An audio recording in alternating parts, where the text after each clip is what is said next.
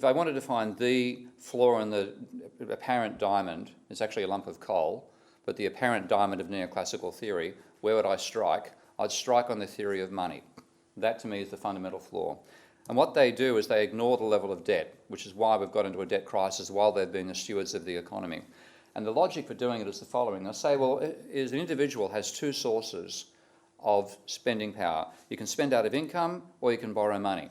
So your two sources of income as an individual are your income plus the change in your debt level.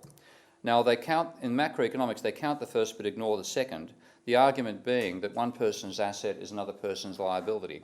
So the actual aggregate level of debt doesn't matter. This is Krugman in his most recent paper trying to model the financial crisis. And what he sets up as a model of lending being a patient agent lending to an impatient agent, ignoring banks and the whole mechanics. So his vision of what's going on is something like this. You have a patient person with lots of money, impatient person with none, and what happens is that just as bank acting as an intermediary, some of the money goes across from the patient to the impatient, which means the patient agent's spending power declines, the impatient one's goes up, in the aggregate there's no change.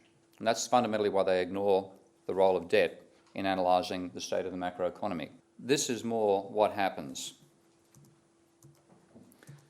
You have an entrepreneur who approaches the bank for a loan, and the bank says, that's a great idea, here's $1 million or €1 million. By the way, you owe us €1 million.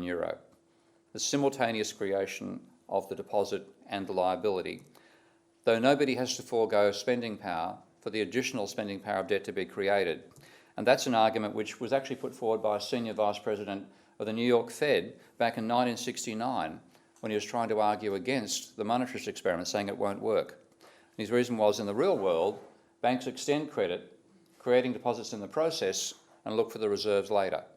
The exact reverse of the causal process that Friedman argued was how money is created. What that means is that new loan puts additional spending power into circulation. It's not spending power that's been taken from somebody else, it's new spending power. So you have to therefore look at change in debt because aggregate demand exceeds demand from income alone.